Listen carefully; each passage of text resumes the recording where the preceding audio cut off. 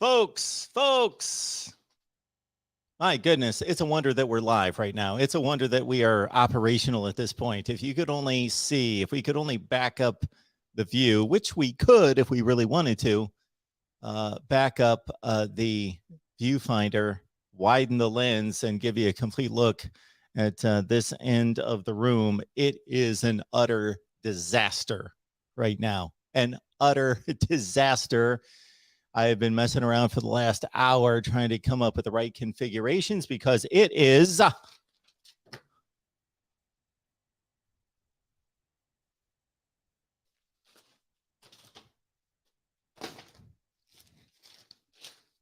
wherever it is. I don't see it, but it's prediction week. Oh my goodness. Help. Prediction week here at the Voice of College Football. So I've been looking for the right configuration of camera angles, lighting, set configuration, stand up, sit down to implement. Navy Thomas, you should be happy. You should be proud. You should appreciate this. The whiteboard. But it has been not a labor of love. So it's a disaster right now. It is a disaster. The next time I come on live, I cannot in any way predict for you what it's going to look like. But there is garbage and wires and monitors and stuff, cables running everywhere in knots. Welcome to the Voice of College Football. We're going to take your calls for the next, who knows, maybe all night, talking college football with you. I only have 65 teams to get through with my predictions, and you can see who I guess is coming up first. I'm going to take your calls, 860-499-3332. There were two stories that I got to tell you, I am completely honest on this program all the time. I could care less about recruiting. I could care less about NIL. And there's a number of other things that pertain to our topic here, college football, that really I could care less about. I need to cover it. I need to talk about it. I need to try to make sense of it, analyze it. And therefore, my dedication to the channel, my dedication to my own craft, and my dedication to my livelihood and you, the viewer, in particular with recruiting, is I don't care about it. But what happens? We deliver recruiting videos every day, multiple recruiting videos every day. You see them all over the 22 channels. We produce recruiting videos, probably more so than any outlet on YouTube, I would think. Even recruiting platforms probably don't produce the amount of content, video content on recruiting than we do. And I personally don't care about recruiting, but you do, and College Football Nation does, so we churn out the recruiting. NIL would come under the same guide. So when I saw these articles, I thought, this is important. I really don't care, could care less, but it's important. I want to see football games in 6 weeks. That's what I care about right now, concerning college football, of course. Other things in my life take much greater precedence. But in regards to college football, give me Nebraska and Illinois week 0. Give me Hawaii and UCLA. I'm going to give you predictions to let you know very soon who's going to win the important games and what the records are going to look like. And God willing, I'll be able to give you a national championship game accuracy as I did last year, Alabama, Ohio State. All right. My monitor is so far away. We'll see if I'm able to even read your comments at this point. We had an issue with a keyboard as well. So we've got our 19, I'm going to go maybe 2003 keyboard here. It's a beauty. And I'm going to go through these two NIL stories that are highly significant. No question about it. All right, let's blow this screen up as far as it can be. Phil B., good to see you. Go Knowles. Which reminds me, I was certainly Happy to see the contribution coming in from, is Rich Huffman out there? Who I believe is Hufferbilly. Rich Huffman, Hufferbilly. I hope I'm not divulging anything that I should not be, but thank you so much for the contribution today. Rich, thank you so much for that. Appreciate that. Mr. HD, we're here. Stephen Cherry, good to see you. If I give any of our customary The Voice of College Football welcomes to any new viewers tonight, the board's probably going to come crashing down on my head. It may anyway. If I make a fatal move here, it could get ugly. Double X Buckets for Life. Double X, good to see you. And again, Mr. HD on the line, as is James Lill. Hey, James. Phil B bringing up, let's see, Mr. HD, something about can't wait for us to play each other. Notre Dame, Phil, Notre Dame. We're going to have a titanic battle when we can finally pull together the schedules here at the Voice of College Football, a titanic battle between Jason Parker, Cam Underwood, Miami 2001, Florida State 2013. I will, of course, moderate, fact-checked, hold people in line and accountable for their arguments. And possibly, I've yet to decide, I will personally declare the winner, not the winner of the debate, but who I would select as the winner of that mythical, hypothetical game between, again, two undefeated national championship teams. Alabama football fan, Roll Tide. I hope I didn't disparage you the other day when I said that the likes ratio versus the viewers ratio wasn't necessarily an accurate depiction of what's going on. So Alabama football fan, Roll Tide, if you want to continue to add up the likes and look at the likes and then make a stats comparison between the likes and the viewers, by all means, you have earned the right here, more than earned the right, I believe, sir. I will say sir. With many of you, I don't know, but 94% of the audience, according to YouTube, 94% of the audience is of the male variety. So I'm taking a bit of a calculated shot there. Alabama football fan, Roll Tide. Your support has earned you the right to do whatever you want.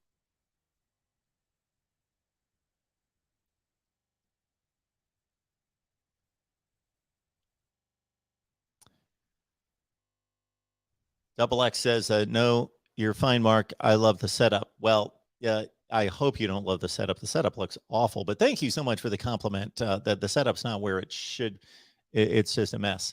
It is a complete mess, and I can't leave this like this tonight. That will not roll well later. So we can't do that.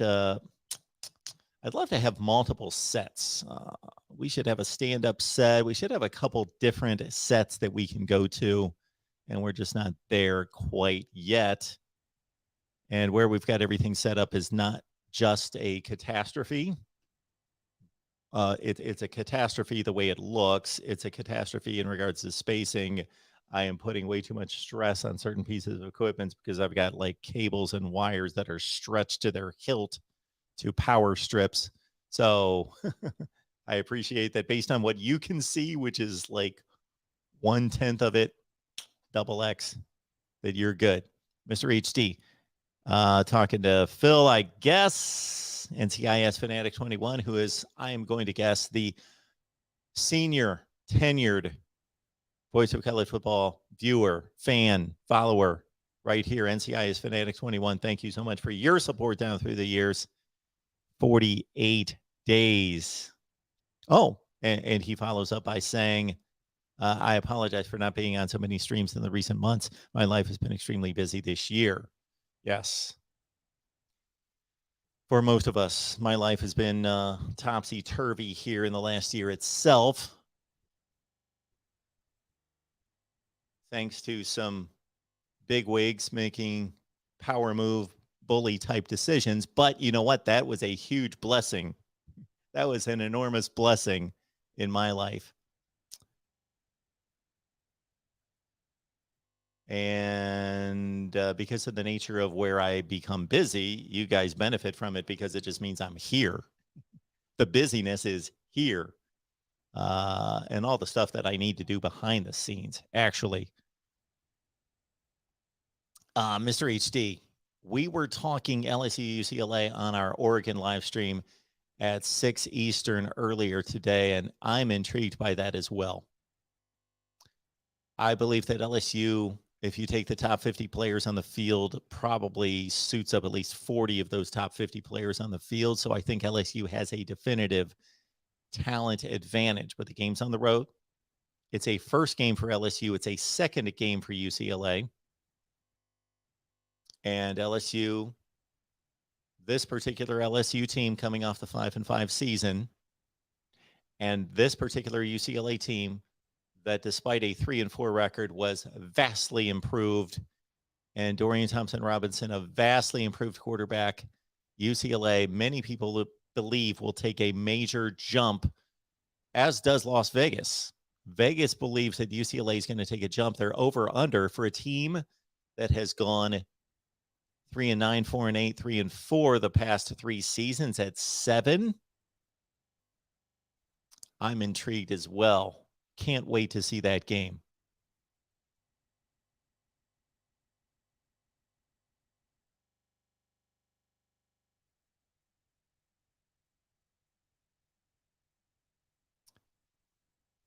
Tyler, good to see you, sir. Virginia Tech fan. Go Hokies. Love the content. Keep up the good work. And in the coming weeks, we hope, I believe, I'm not going to promise it, Tyler, but I believe that I'm going to be putting together, because I'm in the process right now of some exciting content concerning your Virginia Tech Hokies. So I'm in the process of putting together a pretty large scale content initiative for this fall for the games, and putting together a network that we believe is going to be a great thing. But I'm not quite ready to announce that, but be looking to that. And I hope and believe that Virginia Tech is going to be part of that.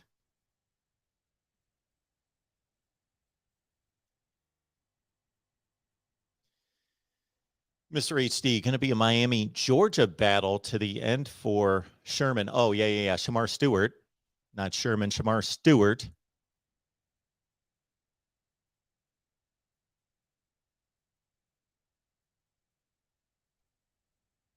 I've explained this in the past. If I am scrolling and highlighting comments and then somebody makes another comment, it shifts the entire scroll. So I've got to find my spot again. Yes, Mr. HD, 2001, Canes. I would like to do more of that in regards to historic matchups that maybe were played or could have been played, hypothetical games, and have those debates. What comes to mind for the future, though, would be the Clemson-Georgia game. So I previewed the Clemson-Georgia game in a way too early preview session on the Clemson channel. And my goodness, that's got a ton of views on it as a way too early preview. What I would like to do is bring on every Georgia contributor I know, every Clemson contributor I know. We can bring them all on or get a vast majority of them and have a tremendous Clemson Georgia preview. And do that with a number of games leading into week 1. LSU UCLA would be another one. That would be tremendous to do that.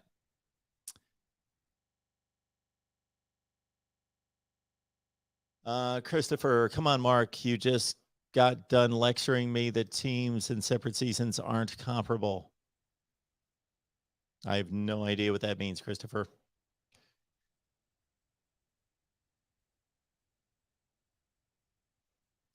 I have absolutely no idea. And if somebody is calling, I'm going to have to continue to check that tab because my monitor is typically right in front of me. Now it's like 4 miles away. Okay. All right. So I have no idea, Christopher. I'm sorry. to know what that actually means. Mr. HD talking up the 0-1 Canes, I believe.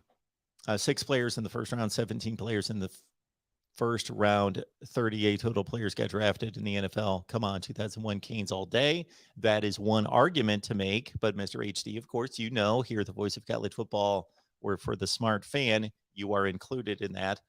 So that's one way to argue it. That's one component. That's not the end all be all, because if the teams with the most NFL players won all the time, we would have different results. The Florida State team in 2000 that showed up for the national championship game against Oklahoma in 2000, I guarantee had more talent as measured by the NFL draft, and they got whipped. So that's one measurement. It's valid. It's going to be part of our discussion, I'm sure. I have looked at those numbers as well. Christopher Foote, yet now you can choose a champion. Again, the cryptic messages, I don't know what they pertain to. Felipe, Miami, Ohio State 0-2 was just insane. So many college grades in that game. Absolutely. It was PI in the end that made the game more memorable. Supposedly, it made it more controversial. I don't know if it made more memorable because we didn't have that kind of controversy at the end of Texas USC in 05. We just had a remarkable game with a play that won the game at the end after USC led by 2 scores with about 6 minutes left. So that was maybe the greatest college football game, many believe, in history, the 05-06 Rose Bowl. And there was no controversy there in terms of officiating, no controversy. So I get your point. That made it memorable, but more so controversial in terms of the result. Felipe would like to see a matchup of 99 Florida State and 01 Miami. Chris would like, Chris is asking me here if I'm doing a show with Gold and Blue Dude. I am. Next Saturday night, I believe we're getting together. So that should be a good time. Talking some WVU. Ian Canes, unfortunately, there's a box in front of your comment that I cannot currently read it, but once we get some more comments, I'll be able to do such.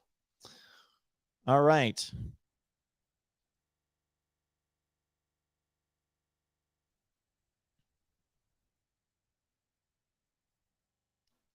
So the 2 stories that I'm pertaining to in the title of tonight's live stream, by way of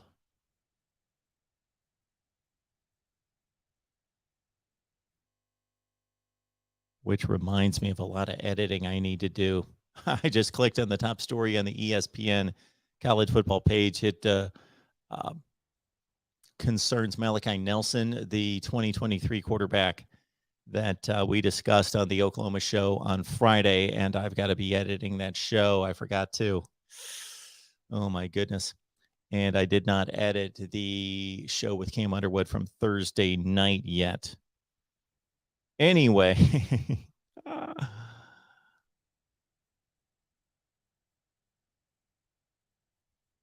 The 2 stories involve Michigan, Texas A&M, but more so NIL. Michigan athletics officials, retail store partners with players to sell jerseys with names on the back. And really, this cuts to one of the main reasons that it was obvious to see that this was going to go somewhere years ago, years and years and years ago, when it was evident to a lot of fans and others that this was not fair, this was not just, this was taking advantage of the player performance and fame, that we would see college football jerseys. This is not a good look, this set, by the way. This is just with the whole camera configuration, but I was in the middle of switching it all around, and I had to stop at this point to be on time for all of you. So thank you for being here. But when we saw Johnny Manziel jerseys all over the place, but they could not say Manziel on the back, and they were officially not Johnny Manziel jerseys. They were Texas A&M jersey number 2. That's when it got to be a little ridiculous in regards to the hypocrisy by the schools.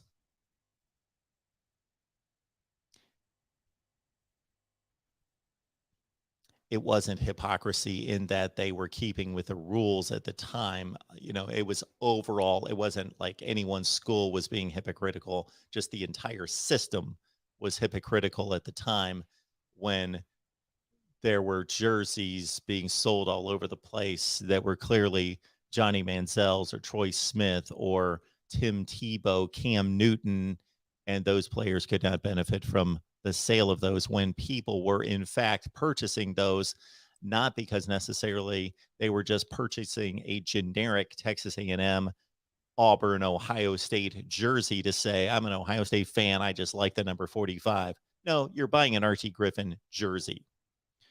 I just like the number 10. No, that's a Troy Smith jersey. So this cuts right to the heart and the very roots and beginning of all this, as far as I'm concerned, very early on. And it involves so much now in this world of social media right now. But at the very core, at the very outset, it was about players signing autographs, players receiving, as the 2010 Ohio State Buckeyes did, the memorabilia, the awards, and not being able to truly own it. They didn't own it. They were borrowing it because that was clearly shown, because they could not sell it or exchange it to barter it in any way. And then also, again, the apparel, the gear, the jerseys in particular, not being owned by the players or being directly attached or representative of a particular player, that being hypocritical. So this one hit me here. In what is believed to be the first deal of its kind, Michigan Athletics official retail store, the M Den, announced it's partnering with the Wolverines football players to create custom jerseys to sell with a player's name and number, the name on the back. In the past, retailers were prohibited from selling university jerseys with current player names on them. So, as Ryan Winter told us, Sports Chat 503, and we all know, Marcus Mariota, his jersey would sell at the University of Oregon and other places with the number 8, the Oregon number 8, without his name on the back, but people knew that they were purchasing Marcus Mariota's jersey replica. And then as soon as he stepped off campus and signed in the NFL, it suddenly became a Marcus Mariota jersey with his name on the back, and Oregon would continue to benefit from that. So again, with the recent passing of name, image, and likeness rules, the MDen is now allowed to sell the jerseys as a customized product. So this is just the groundbreaker, and obviously this is, I'm sure, in the works elsewhere, just not announced yet. So that makes complete sense. And again, this in particular struck me. And when I say I don't care, I care about the individuals. This particular topic doesn't interest me much. I care about the individuals involved. I do have an opinion about what's right, what's wrong, what's fair, what's just, what's the American way, and all this. As I've stated a zillion times, you guys have heard me talk about NIL and interject my thoughts. So I do have a strong opinion and conviction about this. I just don't care to read about it and read about different deals. I find it interesting that, so we had an Oregon live show tonight. So check it out on the Oregon channel with Ryan Winter and with Mike Black. And I could tell Mike is just intrigued, just fascinated by this, and is really read up, as many are. Cam Underwood the other night read up on the various deals from their particular teams and others. It just doesn't interest me. Does not interest me to read up on what's going on out there. I've got enough to keep up on. But we do have a call coming in, so that's good to see. Because that's why I'm here, is to talk college football with all of you. Welcome to the Voice of College Football. Who's on the line? Oh my God, am I on? You are on, sir. It's me, Mark. I'm about to go on full tilt here over this compensation program we have called NIL, National Name, Image, Likeness, right? I'm with you, George. Thanks for calling tonight. It's good to Well, hear from you. here's the gig. Yeah. Thank you. Here's the gig. And I'm deeply disturbed in this, down to the darkest depths of my soul. Okay? If you take a team picture, right? Okay. There's like 700 guys in that picture and coaches and stuff, right? Yes. At least for the players, they should have to split all the money up. You know, like if you have a superstar on your team, everybody's happy. Like we're getting an extra $40 a week because we're splitting it up. How can Kyle Trask throw a pass without an offensive line or whatever? I mean, come on, this is ridiculous. We got to fix this before it gets broken. Okay, back up on this. Everybody should get $4,000. Every college football player should get $4,000 a week, $2,000 a week, something. No. Just split it up. No. This isn't going to work, Mark. George, you're a red-blooded true American. We're not splitting things up in any kind of socialist way here. We shouldn't do that. This isn't going to work, dude. It's not going to work the way it is. It has to be changed. It's going to be clumsy and dirty, but it's going to work. It's just going to happen. So it's going to work. Okay, so back up here, George, because I want to understand this. So I'm going to put a... All right, I've calmed down. Go ahead. What do you think? I'm going to put a product out there, and you tell me what you're talking about because I want to better understand that. So if Kyle Trask is still in college, he's not the best example. Of course, he's moved on to the NFL. But anyway, it's 2 years ago. Kyle Trask is signing an autograph of a picture of him, and there's an offensive lineman in the picture. There has to be money given to the offensive lineman. Well, who made just this out rule? of common decency? Oh, out of common decency. To the third string defensive back. I don't like this. I don't like this at all. Where are you getting this information? I wanted all the players to get paid, but I don't like how it's going. Most of them people are going to get paid. That's wrong. Any major college football player that's got a brain now will get paid, can find someone to pay them to do something. Do they all get like $500 a week or something just for spending money? How's that work? No, they are contracting with various private organizations. It depends. No, but right now, before the NIL, how are they living? Well, they got their scholarship, their room and board, and their meal money. Okay, so as I understand it, and somebody that is on campus somewhere that really understands this better than I do, because I haven't looked into it, but I think it only makes sense. The players, when they're under the guidance of the football program, they're either in class or they're under the guidance of the football program, training, film rooms, that sort of thing. They get their meals taken care of.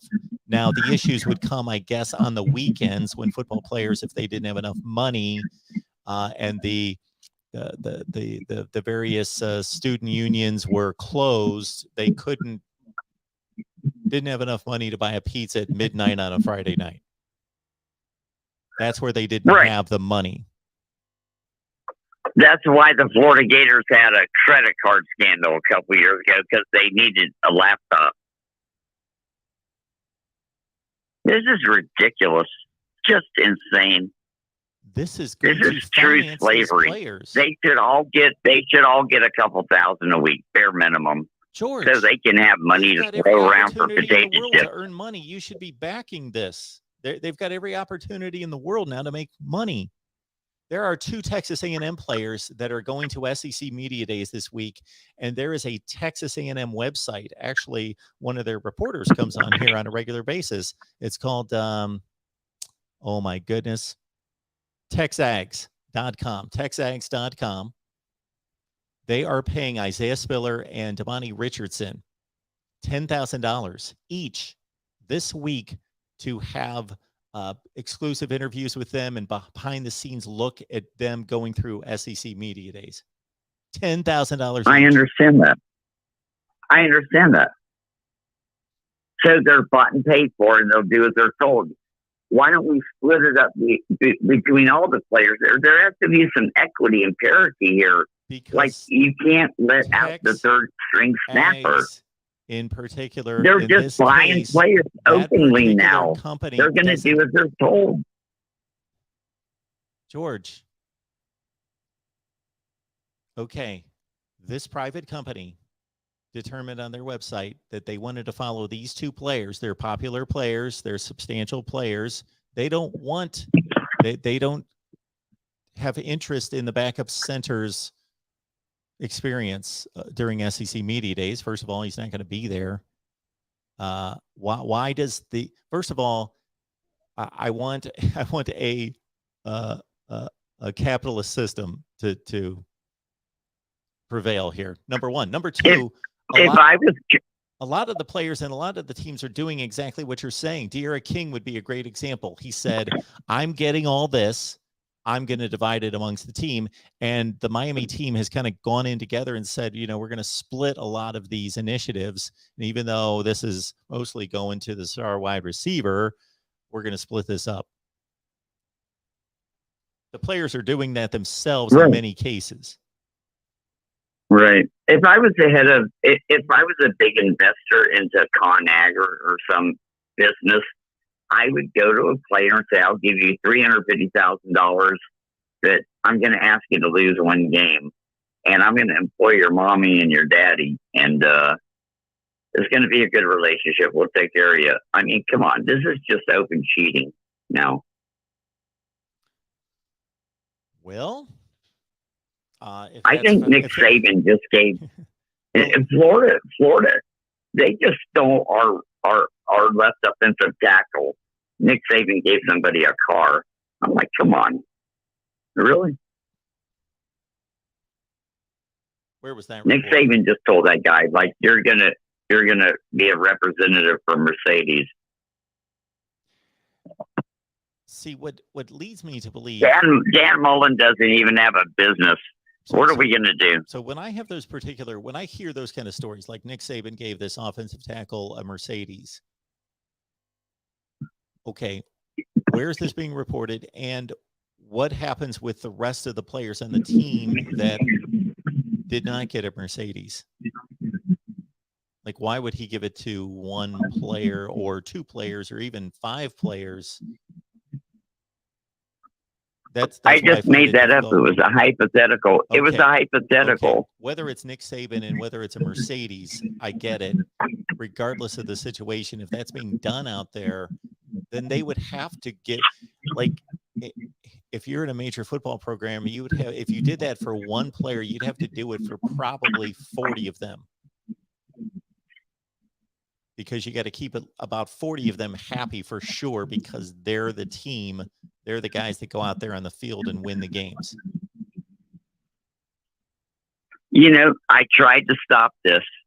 The Florida Gators are going to be the biggest beneficiary of all of this. We're going to win like 10 national championships. I can't believe everybody else was willing to do this. As far as I'm concerned, it's great. Because we have the best colors, the best uniforms, the best facilities, the best CBS coverage, the best ESPN relationship. You know what I mean? We're perfectly well positioned for this. Then I tried to warn everybody, but they wouldn't listen. If that's the case, George, what's the problem with Florida football then? Accept my blessing. What's wrong with Florida football then? If you've got all that to your advantage, what's going wrong? You'll see when we get our next coach. Oh, the next coach is going to be better. The coach you have right now is better than Dan Mullen. If you talk to Dan Mullen, tell him he's about on the level of Todd Grantham with me right now. You either do it or don't do it. But you know, there's not that much time left to prove it. So we're not like Georgia. This is insane. You're not happy with Dan Mullen. What the hell's going on? Come take a major college program and dress up like Darth Vader. Nick Saban's done some crazy shit, but he never dressed up like Darth Vader. I agree with you. I'm not happy with Dan Mullen. I think he acted like a moron a number of occasions last year, but I would. He's winning games, and he's doing better than his predecessors, at least so far. Don't know. Did you ever see that video I sent you? Did you see that video I sent you about Nick Saban when he was a singer before he became a football coach? I can't say I remember that one. When was this? I sent it to you like 10 times over the last 20 years or 10 years or something. But he was the lead singer for a band called the Little River Band. Yeah. You ever heard of them? I have. Go watch that video. Well, it's buried It's by about called 10,000 Reminiscing. comments at this point. It's called Reminiscing. It's actually Nick Saban singing. You know, I think he does this for all the recruits. Oh, I know what you're talking about now. I know what you're talking about. Either it's his clone or it's actually him. I'm not sure. Okay, back to football. Is nobody calling in? I gave your phone number out like 80 times on the chat. I have done a poor job here. George, my last hour here has been pretty ridiculous in terms of, I've just got this room just torn to shreds. I've tried to figure out camera angles and lighting and stuff because I want the big whiteboard. I'm going to knock out all the predictions. This is going to be a task, but, like the 65 teams.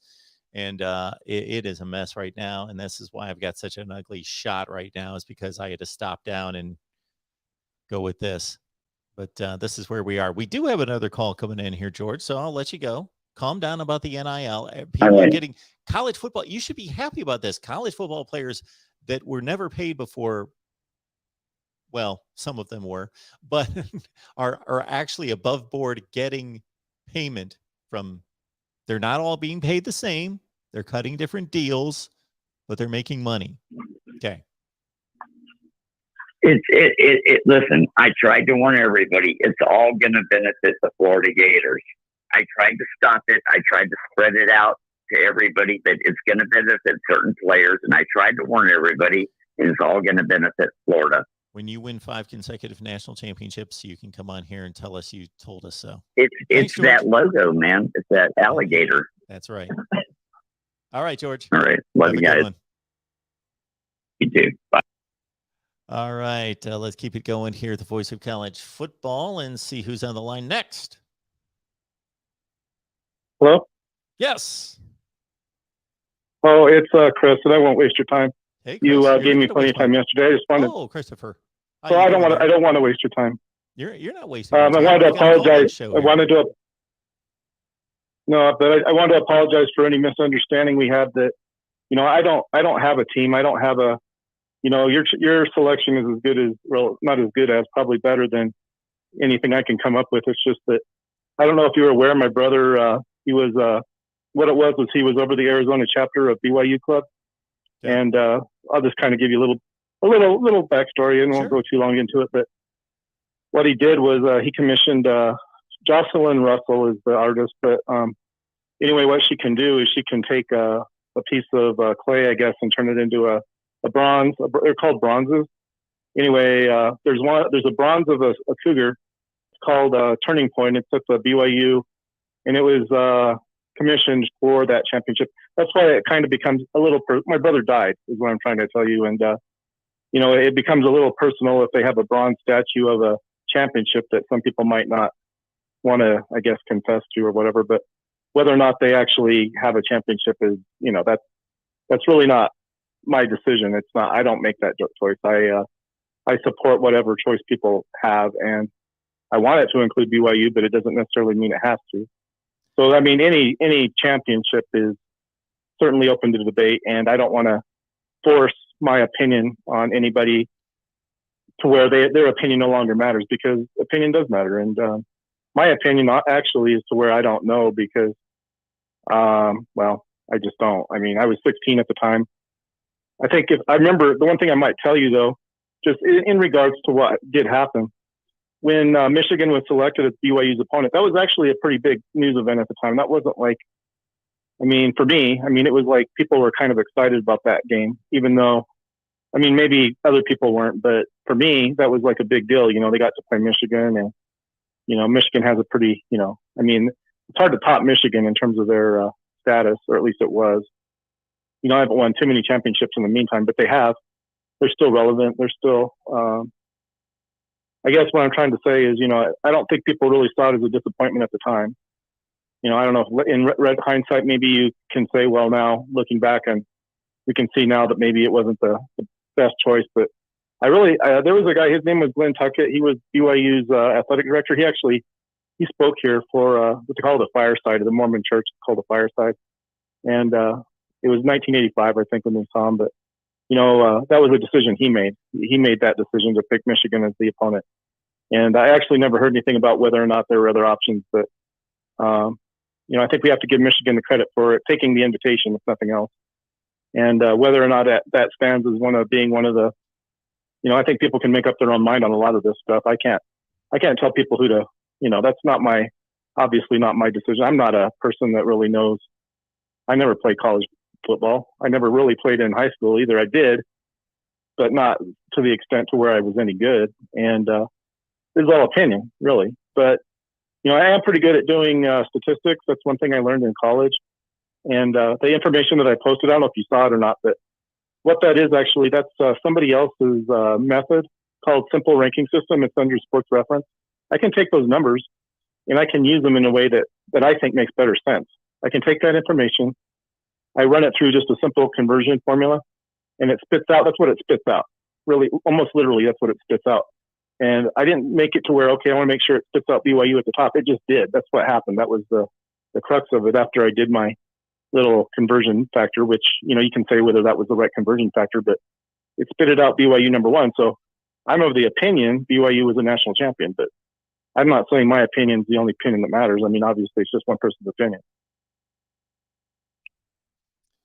Well, Chris, that was very well stated. First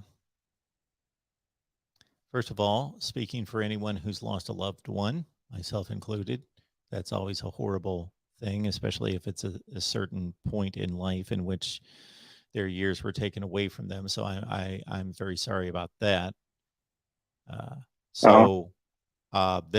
This allows me to be better understanding, not necessarily of our exchange, but anytime somebody gets impassioned about something, that there might be a lot of underlying reasons and concerns there that I'm not aware of, that are not obvious, because I tend to approach these discussions from a very objective, analytical place, but there are people with stories.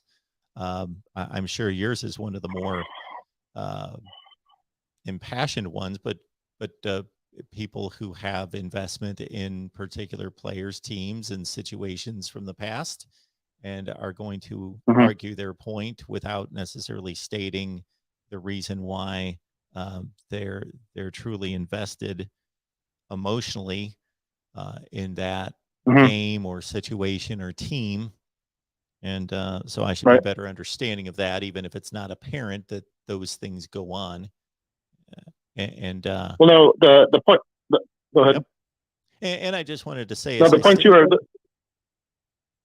Go ahead, Chris. Are you there? No, the points you were making were good points. That's why I don't. Some people got mad at me. Well, we were such a jerk to Mark, and all he did was, you know, I maybe I am a jerk and don't mean to be. I apologize. I apologize for that. I've been accused by that by more than one person. You're hardly the first person that's told me that. But really, kind of what it is, just so you understand. There's another thing I did, which this might not interest you, but it interests me because I'm able to take, kind of like what you were saying, I'm able to take data from other years and really kind of what it told me. Now, you don't have to agree with what my decision or whatever it is, my conclusion. You probably shouldn't, but kind of what it told me was that year, that 1984 was kind of the tipping point, I guess, to where BYU was able to put up or shut up for them is kind of what it was. And I kind of look at it like they put up. You know, they didn't shut up, they put up. And, you know, I think it wouldn't be really fair to BYU. You said kind of like you hinted, I'll just say you hinted, that previous seasons really had no bearing on, which they probably don't. But the reality is BYU they kind of knew going into 1984 that it was put up or shut up time. And we can debate whether they put up or not too, if you want. But they kind of knew that going into that year. I think they knew coming and playing Pittsburgh, they knew that was a big game. They knew that they had to win that. And really, even the outcome of that game is actually in dispute. I don't know if you knew that or not, but there was a disputed touchdown that was taken away from Pittsburgh that had they, which probably shouldn't have been, which had they kept it would have obviously resulted in a tie, right? So I use that information. I actually am using that as if it was a tie, just to be fair, and not to like tweak it. So like, okay, well now they, do or don't or whatever. But and the other thing I kind of came to the conclusion on, and I'm just sharing this with you. You don't have to. I did a relatively simple summary of kind of what you were telling me to do. Take the SOS and kind of use the compare schedules, which is all I really did. And you may or may not believe this. You don't have to. This is what I discovered, and I just found it out today. Basically, I found out that they tied. Now, you might say, well, that's kind of weird that he would say they tied.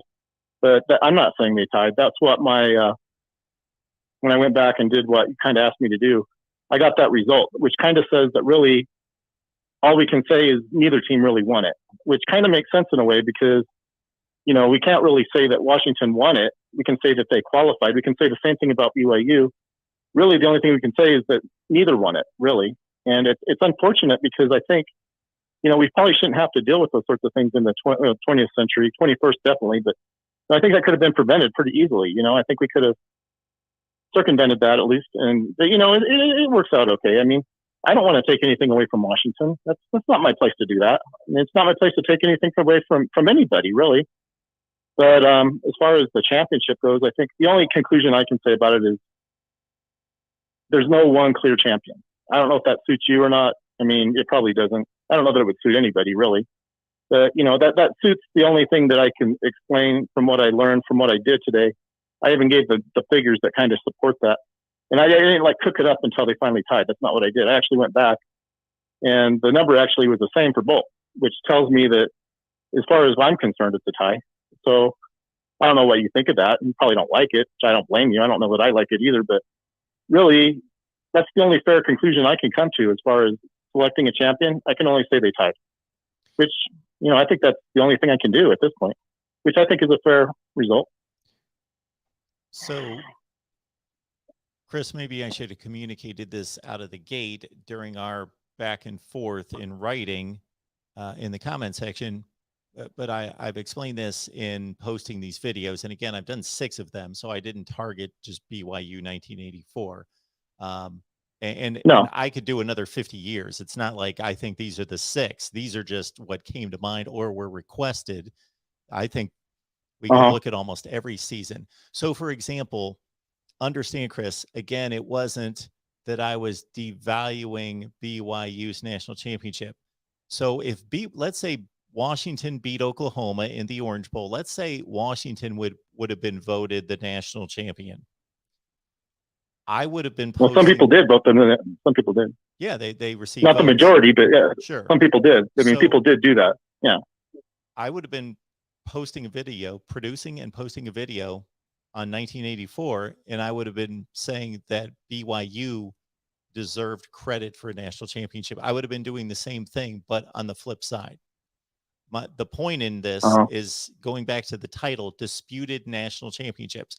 For example, I would be a hypocrite if I didn't say that BYU had a claim to a national championship in 1984, because I believe in 2017 that UCF has I'm not saying, and people get this wrong, I'm not saying that UCF was the best team in 2017. I don't believe that in any such way, but they did everything that they possibly could. They won all their games. They faced a top 10 team in a bowl game. They won all the games. That's all they could do. And they didn't have an opportunity. It was not given to them to win a national championship. So I would have said the same thing about BYU had they not been voted number 1 in 1984. I'd be creating this video and saying BYU did everything they possibly could. They have an argument to claim a national championship. One other thing, if you don't mind, and we could end it on this if you want. I don't think we have to go all the way. We don't have to go back in like a time travel machine and what were the. I think the teams kind of stack up kind of similarly now. I mean, you may or may not agree with me on that. So it's we don't necessarily have to go back to 1984. Well, was Wyoming any good in 1984? That sort of thing. really what we can do, I mean, maybe not directly. I mean, don't get me wrong, but I think there's a kind of a parallel there. I think you can kind of take that schedule, take a look at it, and say, well, if BYU played that schedule in 2000, whatever year, it doesn't matter what year to me. But is that a schedule that merits Wyoming or whoever? Is that a schedule that kind of stacks up against? And probably the answer might be no, normally. But I think you have to kind of maybe a person has to kind of be a little more, I guess, accepting of what a team might be able to do. Even like a Utah State. I mean, that's not a team normally you maybe pencil in for being like a contender for anything really, but they're not like a terrible team that never does anything. And that was I believe that was where George Seifert. Well, that's actually where LaVell Edwards learned the West Coast offense. I think that's Utah State's actually kind of known for that. That's where Bill, what was his name? Bill Walsh. I don't know if he went there, but John Ralston, I think is who it was. He took that offense and took it to Stanford, and that's why it became. They called it the West Coast offense, but it's from Utah State, and that's a fact. I mean, that's all these coaching guys. They all kind of knew. Well, not all of them, maybe, but they all kind of knew each other at Utah State. That's where it came from, and so it's kind of like. So when people say, "Well, they played Utah State," well, that just shows that they were terrible. I mean, that's kind of like I don't know if that's really being fair to, even as bad as Utah State was. It's like playing Utah State doesn't mean that doesn't make a team terrible. I guess that's kind of what I'm getting at. It's like, even if Utah State was terrible, they're like 1-10. I mean, okay, they were terrible, but they aren't terrible. I mean, we have to be careful, I think, how we label teams, no matter who they are. What's another team we can maybe diminish, I guess? I don't know. Colorado State. Well, I went to Colorado State. That's one of the schools I went to. I don't think it's really fair for me to say they were terrible. In fact, when I went there, it was Sonny Lubick, his first year actually, they played Oregon. I remember I went from the games against Oregon, and I think Oregon won, but so it shows you how long ago it's been since I went there. But that was Sonny Lubick, and I mean, we have to be kind of careful to say, well, if it's Colorado State, they must have been, or even good, because, they're kind of an up and down team. They're not really one or the other. But so I think, with any team really, I don't mean just with BYU. I think we have to maybe be a little broader in how we define what good is, because Colorado State, they're not the first team you think of, I'll admit, but you could take a look at an almanac or something, and you don't have to go back too many years to find out they were actually pretty decent. Who was the assistant coach that was there? That was at Alabama, McElwain. He did okay there. I mean, he didn't do too bad. He did all right there. He didn't. I don't know that. I think he left there and happily, but I don't think he really thought and went to Florida. I think, and I don't know how he did at Florida. I don't think he did as well as people hope he would, but. I mean, there's a history at Colorado State. They're not so bad. So I think we just got to maybe be a little, I don't want to say embrace these teams, but, don't just diminish them just because, well, they're in the MWC or whatever, and who's any good in the MWC? And it's like, well, it kind of depends on what you call good, I guess. I mean, Wyoming, that might not be the first team you think of, but they sent that quarterback to the NFL. I mean, he's not terrible. Josh Allen. I mean, he's okay. He's pretty good, I think, and he's not the only player Wyoming's ever sent to the NFL. I mean, Wyoming's decent, I mean, so it doesn't really matter what year you want to talk about, they're 1984, they were pretty decent, really. They had that, he was a tight end. I think he played for the Cowboys, the Troy Aikman. Did real well there for Cowboys. I think he won a Super Bowl with Troy Aikman. Yeah, and Novacek, yeah. And, but he's not the only player probably the standout player for that 84 Wyoming Cowboys team. And I'm not trying to, push the WAC through and they're so much better than, no, it's not that, but they were okay. I mean, they weren't outstanding. I mean, I don't know that they've ever been outstanding, but they were decent, and I think that's a fair statement. UTEP was terrible, but that's kind of how UTEP is. They're usually not too good, but so you have to, I guess with anything, you almost have to take the good with the bad, but maybe in the big picture, maybe Black sucks. I don't know. I mean, they're coming back, by the way. I don't know if you knew, they'll be here in I heard there's going to be a WAC conference here in 2 or 3 years. It includes the Sam Houston State's one of them. New Mexico State's going to be there with them. They gave the list of the teams. I think some of them are teams that are already kind of in a conference, but yeah, there's a plan to reestablish the WAC as a FCS conference, I believe. I think 12 teams, if I'm not mistaken. So the WAC's actually coming back. So it's gone, but there's a plan in the works to bring back the WAC, and we'll see, I guess, whether they're any good or not. I mean, time will tell. But, and even like the Missouri Valley, for example, I don't know how good the Missouri Valley is. They're not the first conference I think of one, but I mean, they're not terrible. Oh, there was another thing I was going to tell you about. Back like a long time ago, like 1915 or something, Missouri Valley Conference champion was Nebraska. Well, had there been I don't want to say a playoff, had there been who they would have played if there had been a title game in, I think it was 1915, maybe it was right around there if it wasn't. It would have, Colorado State was the RMAC champion, I believe, or those were the two teams that could have played for the championship that year, and they didn't because there wasn't a plan. I guess neither one of them went to a bowl for some reason. Neither one, because Missouri Valley, I guess, didn't have a bowl, and I guess the RMAC was apparently they didn't have a bowl, so they just didn't play. But we could have known even then had they paired them together. So there's like a season actually where we could have had kind of like 1984, where we could have had a legitimate national title game had they just set up a game to put those two teams in. I mean, it's interesting because not many people really talk about it, but yeah, both of those teams were the top two teams, and nobody thought, nobody took the initiative like the BCS, I guess is the only thing I can compare it to. Nobody thought about putting the Colorado State against Nebraska, and I guess we could maybe speculate who might have won that game. I think Nebraska possibly, but see, that's why I think it's so important that we make sure that they don't just skip those things and like skip over a team that might. I'm not saying they did, but I mean that's a season where we could have had a legitimate title pairing between two legitimate title contenders, and nobody took. And there was another. This probably isn't a good example, but in 1982, Tulsa and New Mexico were both. They only had two losses between them. So I mean, they could have. Neither one of them went to a bowl game. I mean, they didn't even go. And I mean, talk about at the very least you could have had a bowl between Tulsa and New Mexico, and like I said, two losses between them. One, this might sound like a BYU plug. New Mexico lost to BYU. I can't remember who Tulsa lost to that year, but right there, there's it's a missed opportunity, and that's what's so frustrating for me. It's like we hear about these things, and I'm not anti-playoff. I think you might be pro-playoff. I'm not anti-playoff, but when you leave teams out, I'm not saying those teams were left out, but that's why I think the bowls are so much better because then we can maybe use the bowls and pair New Mexico against Tulsa, find out who's better.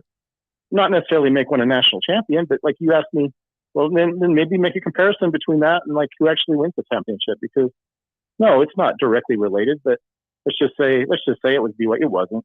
Let's just say BYU in 1982 played. I don't even know who it would have been, but let's just say they played like Oklahoma, and they didn't. But hey, Chris, and then we could use that as like I appreciate the call tonight. Thank you so much. Have a good night. Thank you. All right, let's hit some other calls coming in here at the Voice of College Football. And as you guys that watch on a regular basis know, I don't trust the voice recognition to set up these calls. So go at it. You're on the Voice of College Football. Hey, Mark, it's Ian Kane. How are you doing? I'm good. What's going on, man? Not much. I'm actually stuck in a hotel in D.C., so I figured I'd kill some time watching your show. Yeah, I'm good for that. Yeah. So I got a kick out of George's call with the Florida winning. What is it? I think it's 5 straight national championships because of the NIL. I was kind of. I've heard a couple different things and read a couple different things about that, and whether or not if a school has an agreement with an organization like Nike, Jordan, if they're allowed to sign those players. I was told that they were not. So what is it? Phil Knight owns Nike. Mm-hmm. So if he can actually sign a player from Oregon or any other player that's represented by Nike strictly to Nike. I don't know if that's true or not. Where did you see that? I read an article, a couple different ones, and it was saying, because I saw Kayvon Thibodeau signed with Nike, but he didn't really sign with Nike. He was like, he's going to design his own shoe that isn't exactly Nike. Because I haven't seen you would think that somebody like Phil Knight would be signing players to represent, because he's flooded Nike money into that program. Have you heard anything about that? Well, my first question is, yeah, the source, and then also who's establishing these rules? Had the NCAA established rules? Yeah, I would hope not, because the NCAA seems pretty corrupt. But I'm not sure. I guess if it was completely open, I don't think it would be as bad as people think. They think that everybody's going to pay players to come to their schools, but I think it would probably even out. You're not seeing big companies or anything pay players to go play for the Buccaneers with Brady or something, and to say that teams should spread out money like that. I mean, you're not going to see somebody like him spreading out his salary to his team just to make it better, to make it fair. I don't agree with that. I think it would take away from players being stars. Everybody just receive the same amount. I don't necessarily know that the NCAA has established anything, and whether they have any right to establish anything that's going to be followed. I think it's basically the rule of law is what I'm seeing here, that basically just federal law, state law is the only law that needs to be adhered to. Just like any other professional, these college athletes can go out and broker whatever deals, as long as they're legal, then they're fine. Mm-hmm. Well, that's good, because, I mean, as we all know, the NCAA treated all those kids poorly for years. But I was curious, because I was looking. If you look at the top markets for sports, at least college football sports, you have I think Texas is always top of it all, and you have somebody like Clemson, who we all nowadays recognize as a top program, but they're from a very small community in South Carolina, and I think they just broke into the top 25 for revenue this year. What would you expect from something like that? Is it more of if you're located, like, for example, USC, everybody keeps bringing them up as an attraction for players, but I'm sure that the big time players, for example, Trevor Lawrence last year, he would have signed a deal with anybody. But as far as the in between players that not everybody knows, are they more attracted to a program like USC now, or a program like Clemson that's a tiny market that doesn't have a lot of big businesses? So the one thing I said from day one is that anybody who pretends, we can all have theories, but if anybody pretends to know who's going to benefit and why and how this is going to go, mm-hmm.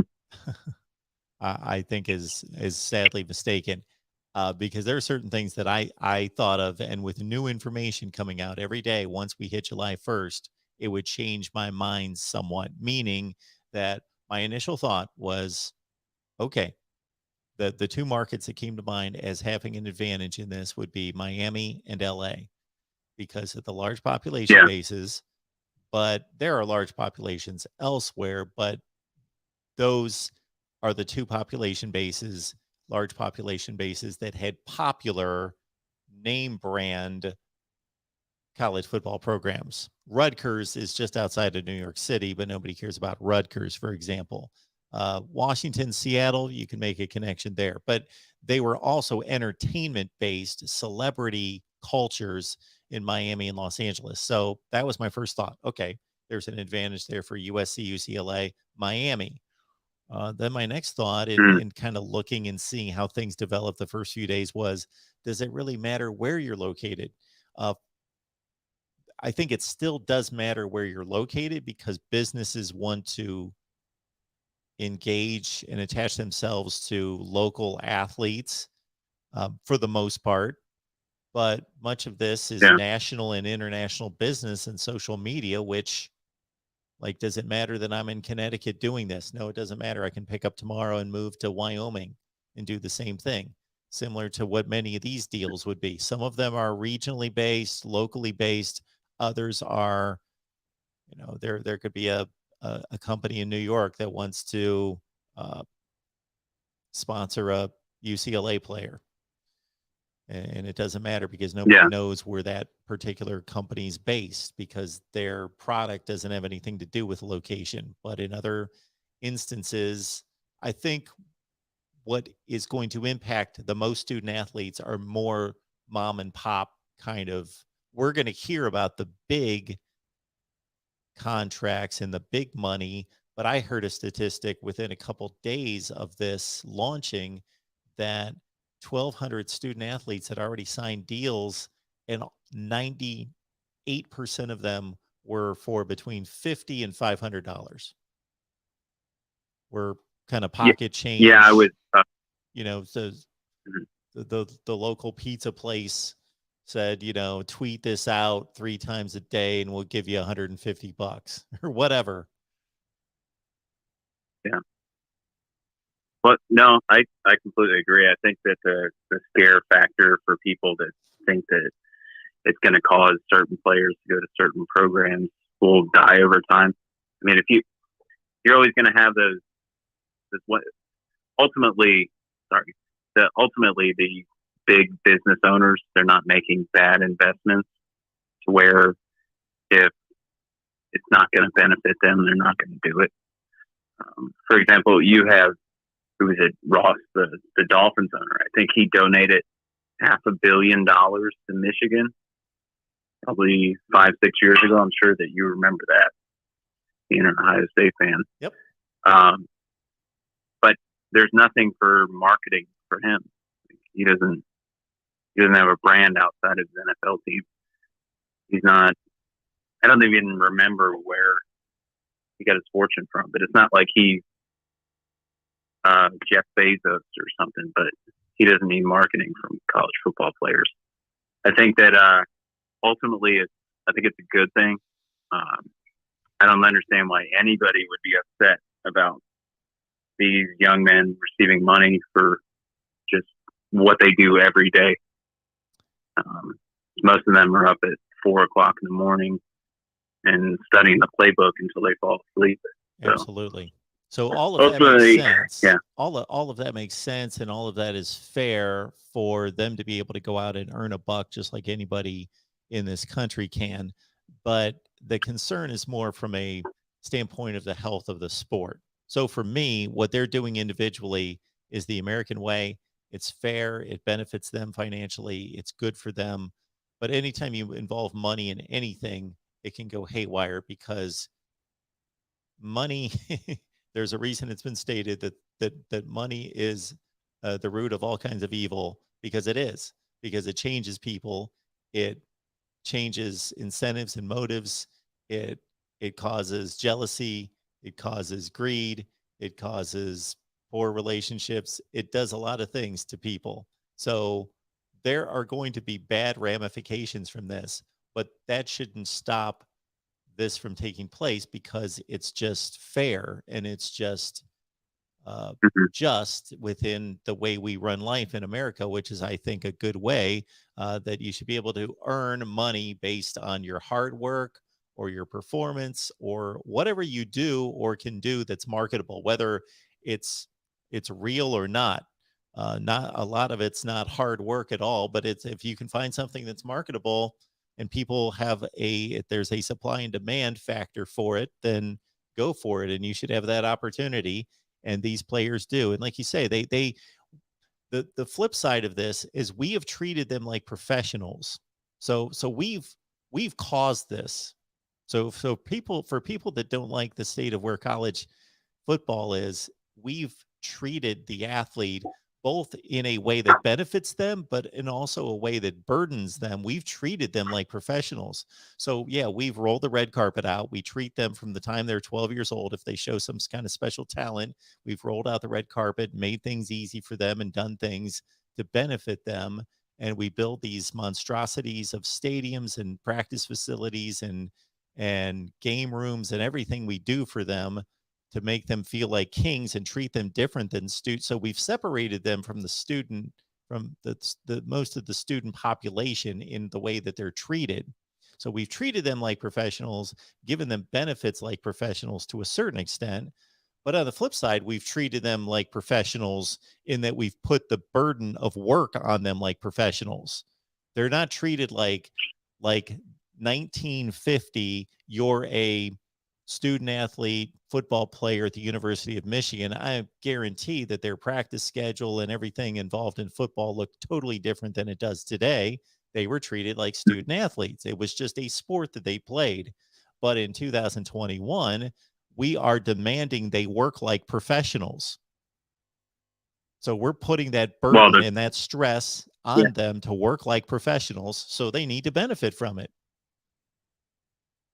Yeah. Well, the revenue is too much for the schools and the and everybody else is getting TV rich on revenue. them. Sure. Yep.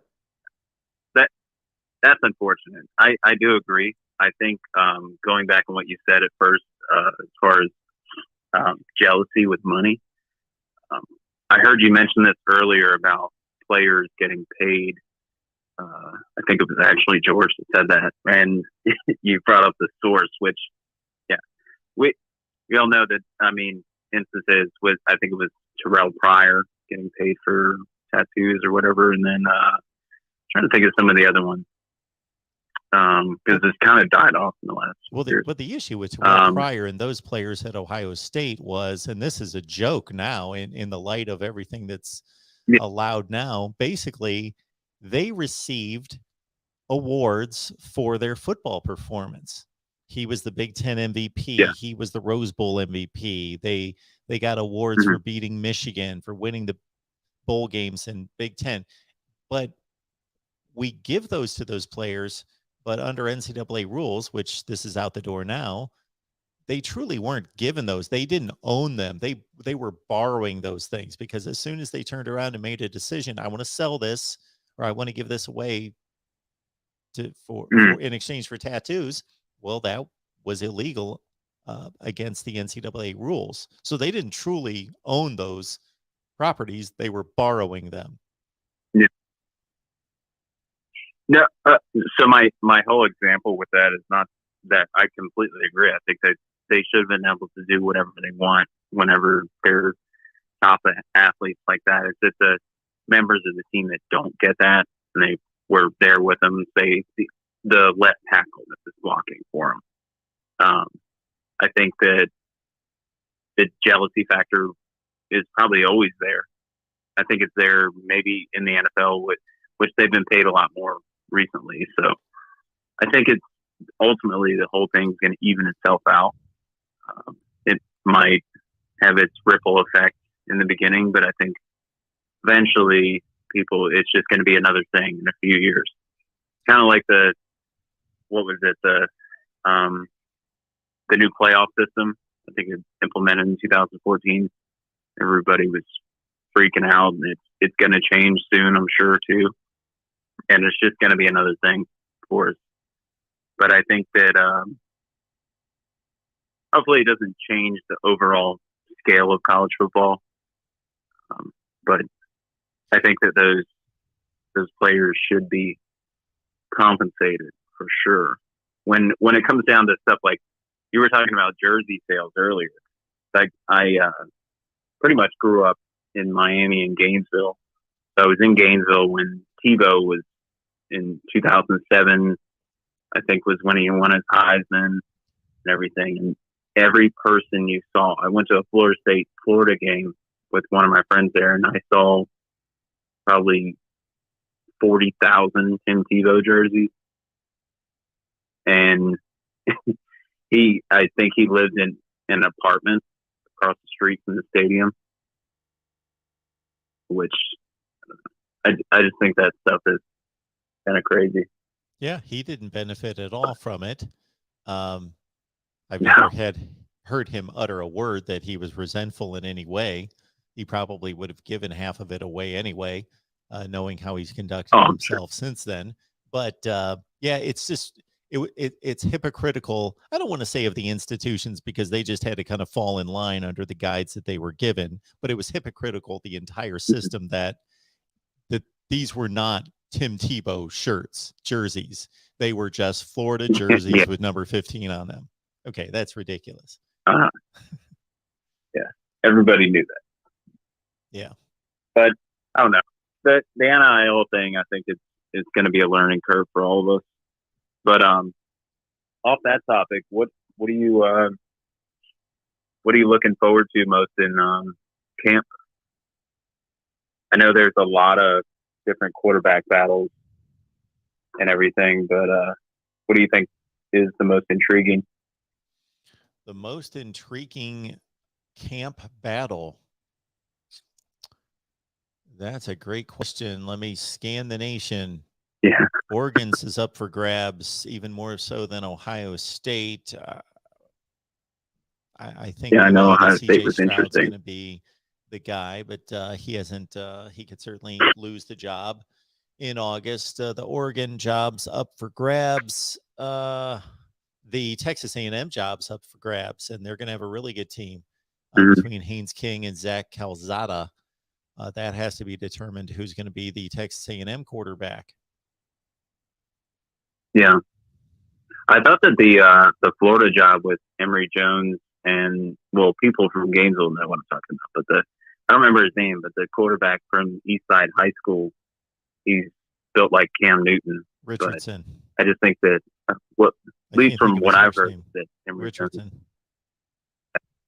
yeah, I think that Emory Jones, from what I've heard, is that he was pretty disappointing in spring ball or summer camp or whatever it was. But yeah, so trying to think of another one. I don't know. But yeah. Kentucky's up for grabs. Looking forward to it. Notre Dame's somewhat up for grabs. There's a few out there. Yeah. There are a few out there. All right, sir. Appreciate the call, man. All right. Yeah. Have a good one. You too. All right. Bye. All right. We are going to move on to our next call coming in right here at the Voice of College Football. Who's on the line? Hello? Hello. Who's on the line? Oh, you can hear me. This is Tyler Campbell. I was in your comment section earlier about the Hokies. Hey, Tyler. What's going on? Good. Can you hear? I'm standing outside. Can you hear the bugs? No. You're good. You're clear. Okay, good. I'm in Southwest Virginia, sitting on the porch. So, but yeah, I've been meaning to call into your live show, and I wanted to talk about the Hokies. Now, you did say when you read my comment that you're working on a fall piece, and if you rather save your conversation about Virginia Tech in that fall piece, I don't mind sidelining the conversation. But if you're willing to talk about the Hokies, I'm really eager to have that conversation. Absolutely. Yeah, that initiative has nothing to do with needing to put the clamps on any Virginia Tech conversation. We can certainly do that. Okay, good. So I watched your video the other day, and you had Coach Fuente as your 11th ranked coach in the ACC. You've been more so than most being very critical of Coach Fuente. And I'm just curious as to what's the argument behind that? What's your position behind that about Fuente and what he's done at Virginia Tech, and why you're so, I would say, versus other media types, just more critical of Coach Fuente than most. Okay. It comes down to basically three things. Number one would be at Virginia Tech, Frank Beamer established a winning standard there. And certainly he didn't live up to it his last few years. But as you know better than I do, I know the records, I know the games, but you're attached to the program. But I probably know the statistics about as well as you do. But you've got a closer viewpoint of what's going on there day to day, and keep up with it far more than I can because I keep up with 50 or 60 teams. But again, Frank Beamer built it in the early to mid 90s, and he built it into a top 10 program. Then it fell off the last 5 or 6 years into more of an 8-5 type of program, but going to bowl games, winning 60-some% of the games, that is where Frank Beamer left the program for Justin Fuente. Well, Justin Fuente took over, and the first 2 seasons were strong seasons and even a little bit better than when Frank Beamer was producing prior to that. 10-4, 9-4, went to an ACC championship game, played within a touchdown of Clemson in a conference title game. So things looked good. You had a quarterback, I can't think of his name. Who was the quarterback that it had a good season, looked like he was going to come back, made a horrible decision to go to the NFL, and hasn't seen a play in the NFL? Can't think of his name. Yeah, it's I'm glad we could talk about the quarterback situation at Virginia Tech. But yeah, but you're right. My family, we've had season tickets for Virginia Tech for over 25 years. I've been to probably over 150 Tech games.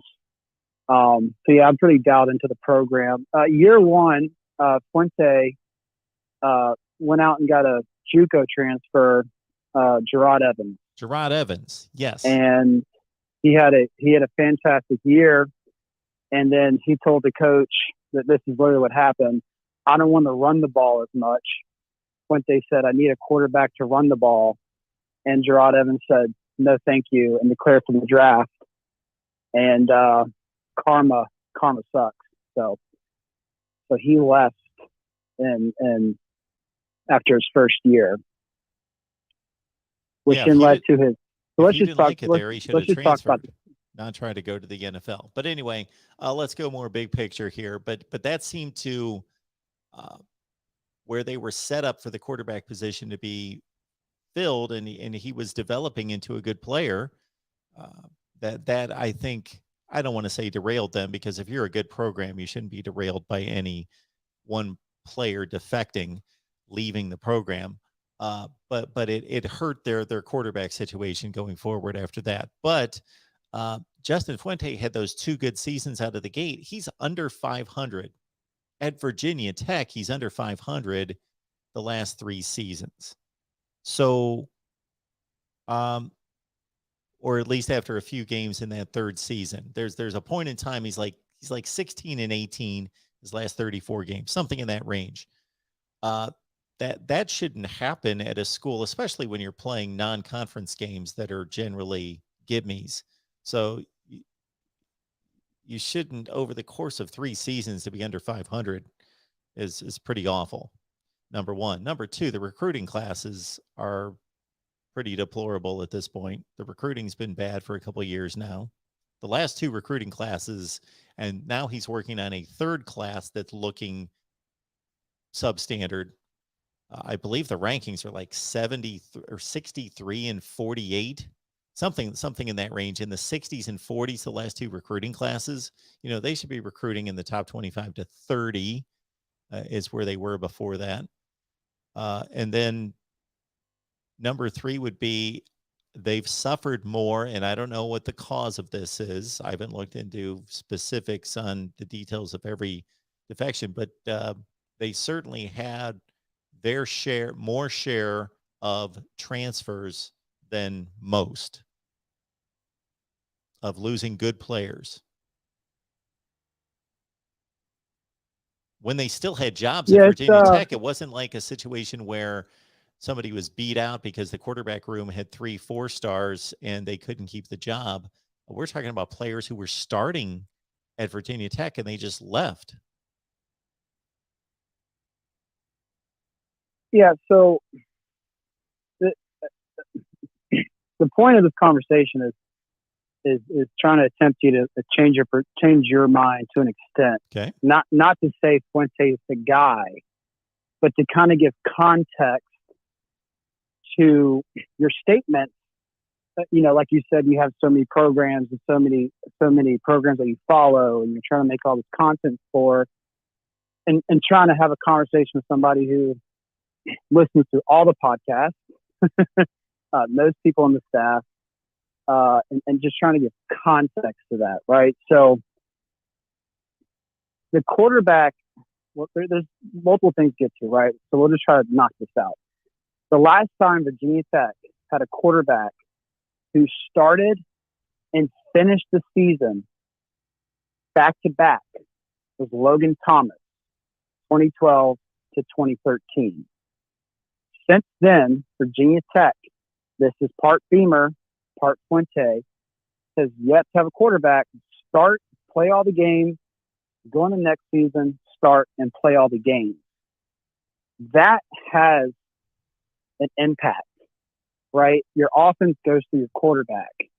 And when you're having to essentially have a new guy under the center year in and year out, it's hard to be consistent, right? Whether or not you're a good program, like for example, like when Virginia Tech went to play Ohio State, right? I was there. We beat the Ohio State team, but that Ohio State team went on to win a national championship. That quarterback still had to get his legs under him in order for him to come through down the stretch, right? Having a new quarterback has an effect. So, like you had Gerard Evans, he transferred. Year 2, we had Joshua Jackson. He was a redshirt freshman. In the last 40 years, the only 3 freshman quarterbacks to ever start or play in a game was Michael Vick, Tyrod Taylor, and Josh Jackson. Joshua Jackson went 9-4. We go into year 3, right? So we have that year 3 in which we went 6-7. Virginia Tech on defense had the youngest defense in college football. We had only a handful, I think one person that was a redshirt junior or above. The rest were true freshmen. Even the O-line was super young. Christian Darrisaw, who just went round 1 in the pick, that 2018 season, he started left tackle as a true freshman.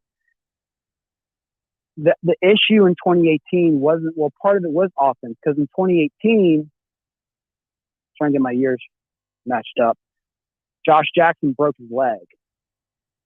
So we had to start Ryan Willis. Now, Ryan Willis, he was a fighter, right? But he was the backup quarterback for a reason. And when you put that with the youngest defense in college football, you're going to have issues, right? So him going 6 and like when Josh Jackson went down, that's my first thought was, can we make a bowl game? Because the defense was so going into year 3, every Hokie fan knew the offense had to carry because the defense was just the youngest defense in FBS football.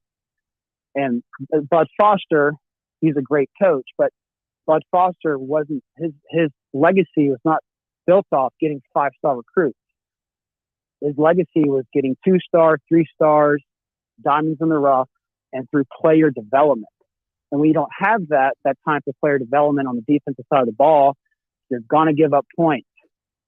And when you break your quarterback's leg, I think it was game 3, it has a cascading issue.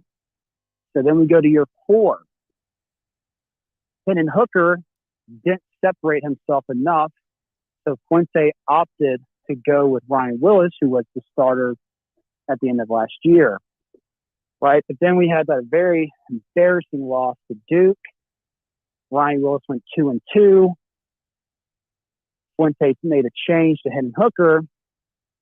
And we after the Duke game, I think we were 2-2, and we finished the season 8-5. Right? And even in that year against Notre Dame, we had to start our 3rd string quarterback because Hendon Hooker hyperextended his knee against the UNC game. And if you recall, that was the 6th overtime game in Blacksburg. So that season, we had to start 3 different quarterbacks, right? But the reason we had to have 3 quarterbacks is because when Josh Jackson finally healed, he left the program because he thought he was entitled to QB1. But Fuente says every year you have to earn your starting spot. So Josh Jackson, again, this is the source, felt he was entitled to it, so he left the program to Maryland, and we all know how that went out for him. He got beat up, got another injury. It was just not a good career for him. And then we had, that was 20, I get my years mixed up. That was 8-5. And then we went into COVID year, which was last year.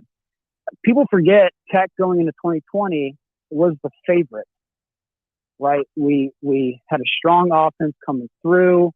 We had Caleb Farley, who is the #1 coverage corner in America. Tech was we the had favorite Jermaine for Waller, what? who was the second to win the Coastal in 2020. Virginia Tech They were was the favorites. favorite. First of all, there was no Coastal last year. They reconfigured Well, the no, league because no. Notre Dame was Right. But What I'm Virginia saying is Tech was before not COVID, the favorite to go to the ACC championship game last year. before COVID. You're Before telling me that COVID Virginia happened. Tech was the favorite to go to the ACC championship game last year? Prior to the schedule change and the inclusion of Notre Dame, they were the favorite. Yes. According to who? But Not according to me. That's well, this for would be sure. this would be late. Like this would be late 2019, early, like those way Okay. too early articles and things All of that right. nature. Well, those people are losing money. But anyway, go ahead. All right. Somebody no, was picking well, Virginia Tech well, to go to the ACC championship game in 2020. Okay. All right. Heading right before COVID, because again, you had the Tech's offense. The thing Puente has done at Tech is every single year his points per game has gone up. That's something that you can't ignore. Every single year, they've gotten better and better and better on offense. Last year, capping out around 32 points a game.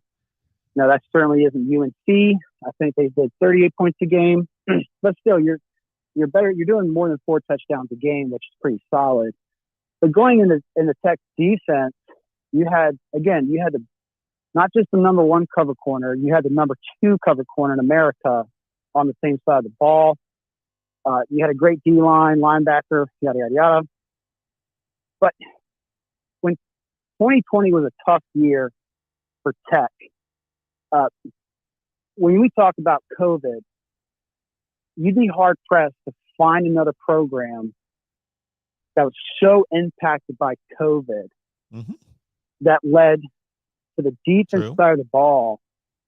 Like, to put this in perspective, at one point in the year, we had to put linebackers in the safety position because there was no one else.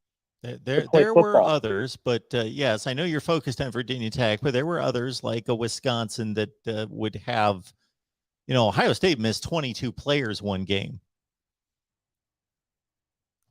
and still won by 6 touchdowns. I think that's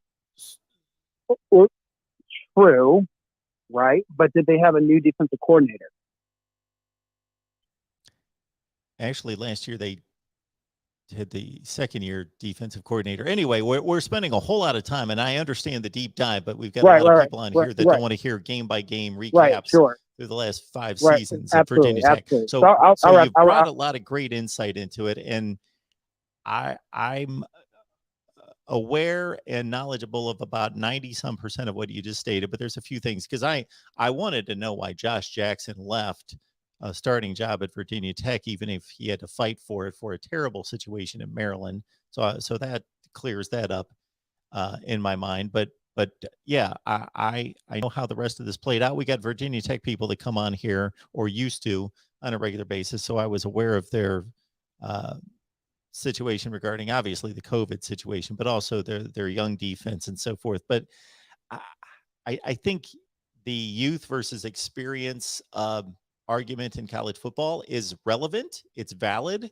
I think it's overstated. I think it's overvalued. I think if we looked at the youngest versus most experienced teams in college football, I know that Ohio State had the youngest team in college football in 2016, and they went to the playoffs.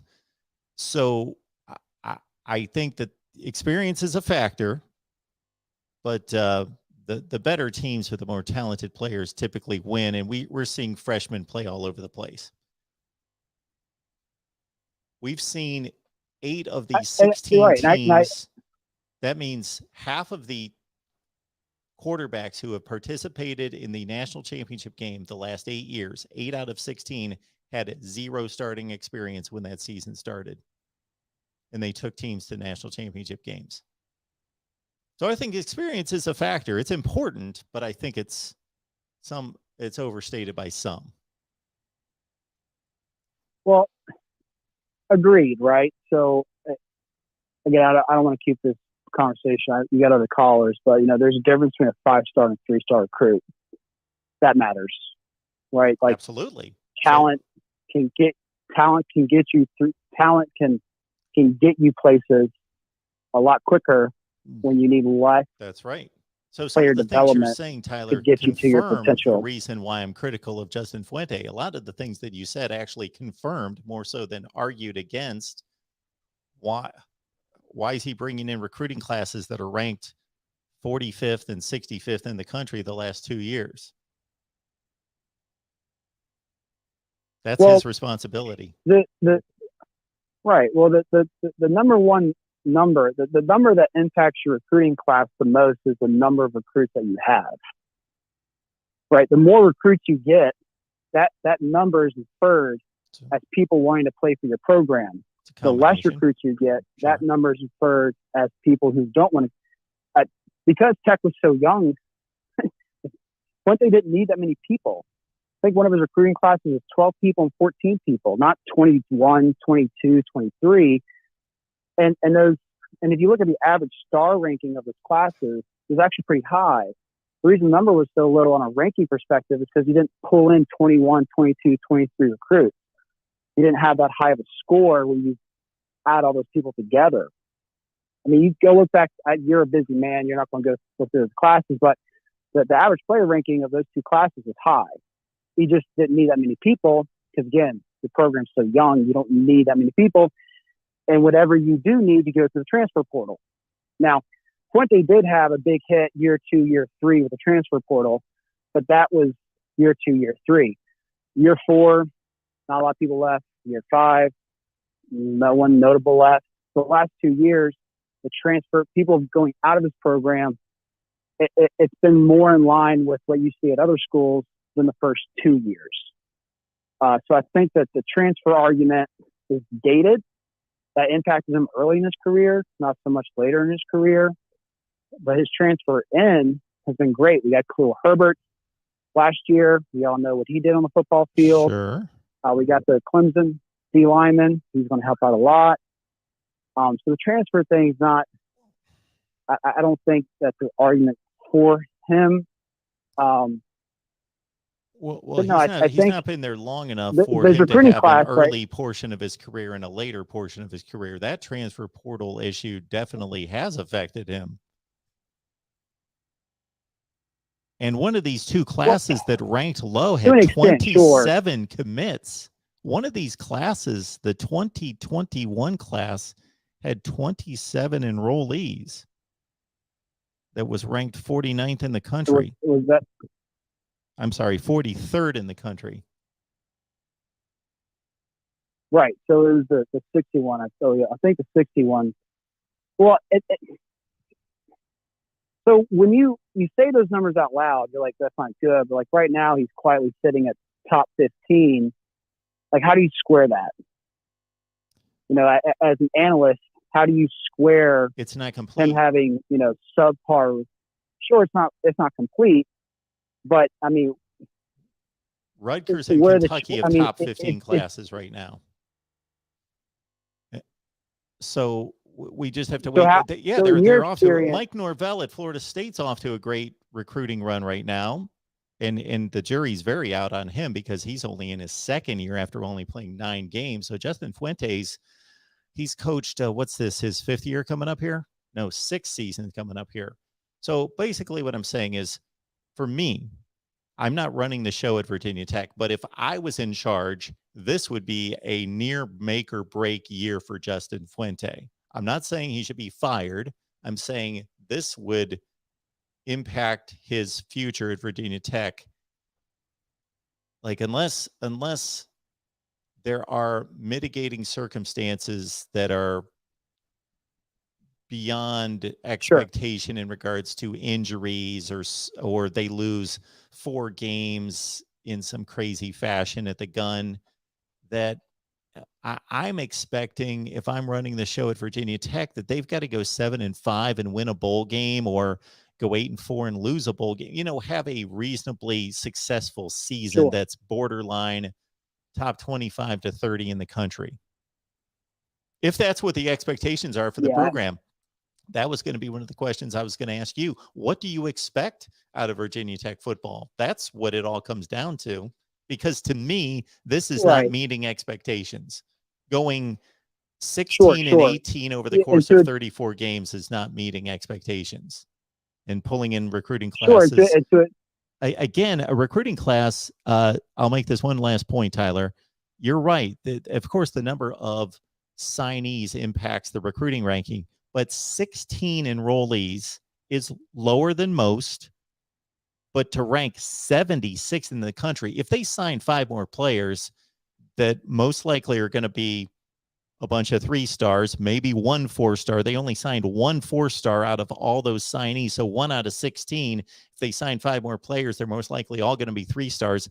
That rating's going to barely bump. It's going to, maybe they'll pick up 10 or 12 spots, but they'll still have a 65th ranked class in the country with 21 signees. So that's a bad, awful, not a bad class. That's an awful class. Not ideal, sure.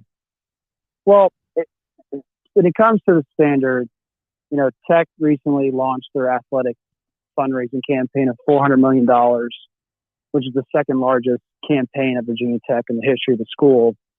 The number one being that, they did the $1.5 billion for the academic side, but when you broke that campaign down into elements, the College of Engineering was going to get the most of those funds.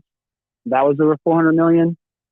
And now they just did the athletic one this past season, and that's over $400 million. They got $150 million raised. And that's a good thing to, keep in mind. I mean, in the mid 2000s, Tech was near the top in athletic funding, and now in the bottom third of Power 5. And that has impact. It comes to facilities, things to that extent. So, I think him, when he was entertaining talks with Baylor, just Baylor has nicer facilities. So, I think Fuente is mind gaming Tech a bit, and kind of from all that, next thing you know, Tech's got a campaign goal of over $400 million. And that does have an impact. And so, but when it comes to expectation, our athletic director, Whit Babcock, he's just been on fire with his hires. Basketball, wrestling, women's softball. I mean, I don't know if you dive into these sports on your own time, but, Tech's killing it when it comes to his other hires. So if Babcock trusts Fuente, then I trust my athletic director, because all his other hires have been perfect. They've all been solid hires. So so I trust Babcock's discretion. I think if he thinks Fuente's not the guy, then things will be moved around. And if he thinks Fuente's the guy, he'll stick with him. I'm not saying Fuente is the guy. It's just, I still think he needs at least this season to really give anyone a real valid argument, like a real strong argument against Fuente.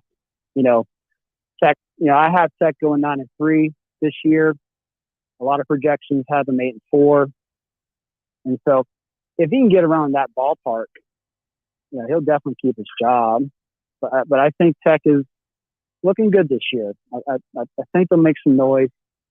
I don't know if they'll compete for the Coastal per se, but if they beat UNC week 1, that'll change things up a bit. Oh, sure. And I think they've got a shot. Yeah, I think home. Sure. Tech's got a real good shot. Again, it goes back to that argument. Like, UNC has to replace a whole lot of offense, and I don't doubt the people they have coming through, but it is week one. And we both know that it's easier to get your defense going week one than it is your offense. And Tech's defense, they actually got an actual offseason with a new defense coordinator. Tech Steve's looking real good. People forget Braxton Burmeister was a really sought-after recruit coming out of high school. Hey, Tyler, not to cut you off, Tech but those- we're at 21 minutes. Sure. I got 3 other we're good. calls We're lined good. up, so I Yeah, appreciate you absolutely. calling, and thank you so much for the insight into the Hokies. I'll stand by my bad recruiting classes, sub 500 for 3 consecutive years. If I'm running the show, Justin Fuente, you need to win, and I would be more specific about that. I wouldn't just say you need to win 8 games and you're going to keep your job. If you win 8, if you win 7, you lose your job. I think there are I would put it into a greater context than that, but generally 8-4 should be expected of this team, in my estimation. All right, appreciate it, Tyler. Thank you so much. Yep. Thanks.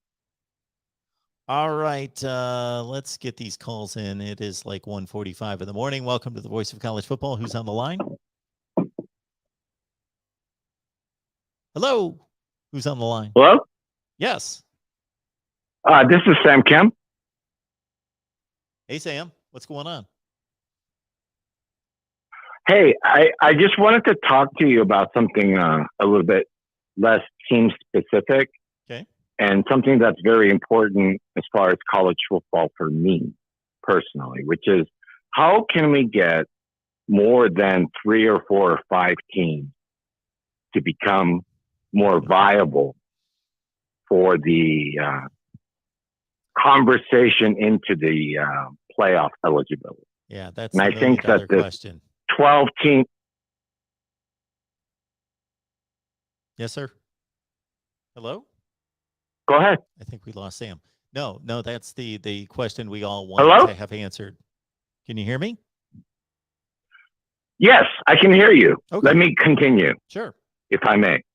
So I think the 12-team playoff proposal that we got recently, I think it has some possibilities, because I think that if your average,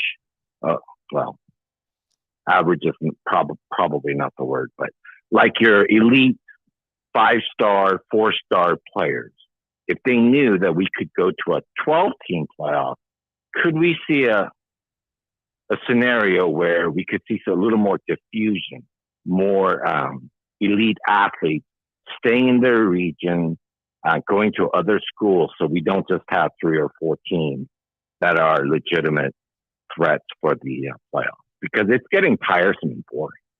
It is. It's stale.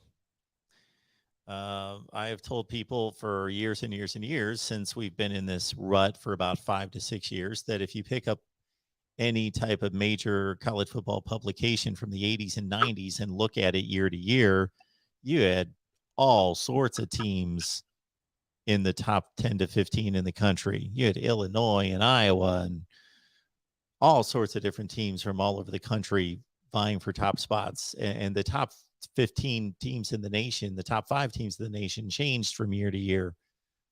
We don't have that anymore. So what you just stated is the hope and the theory of many is that some of those 2nd tier and 3rd tier programs will be able to entice these excellent players to come to their program with that they will be able to show them, okay, with this 12-team playoff, this is what would have happened over the last 7 or 8 years. So we would have, for example, Penn State would have made the playoffs at least 3 times, and they can say, we will be earning a playoff spot in the future where we didn't in the past.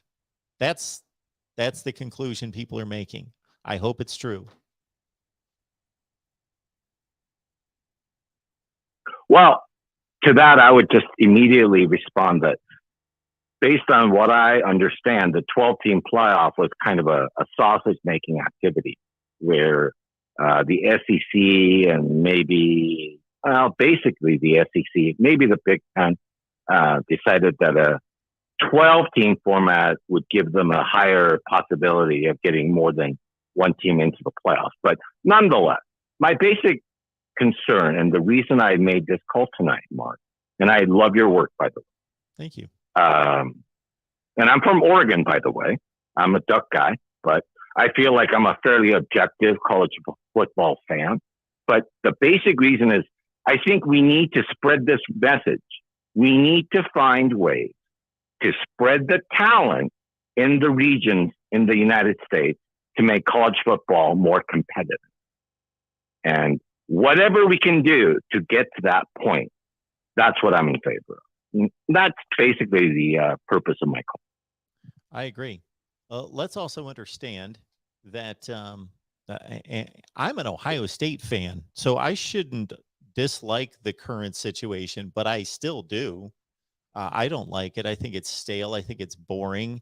Basically, we can be almost assured that 4 of 5 schools are going to make the playoff this year, just like they have for the past several seasons. But let's not get away from the fact that it's all fair for everyone. Those 3 schools just are dominating.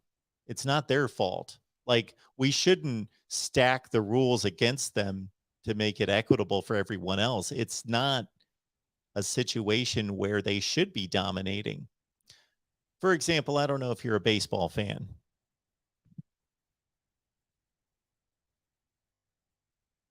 Do you like Major League Baseball? Well, actually, it's funny you mentioned Major League Baseball, Mark. I'm sorry. Let me just continue for a bit. Sure. I think that college football smells too much like Major League Baseball in this sense, where you have the people with the most authority and power and money can control it for a very long period, a la the Yankees, the Dodgers. I think the college football model needs to go closer to the NFL, which is the most popular sport, as far as I understand, in America.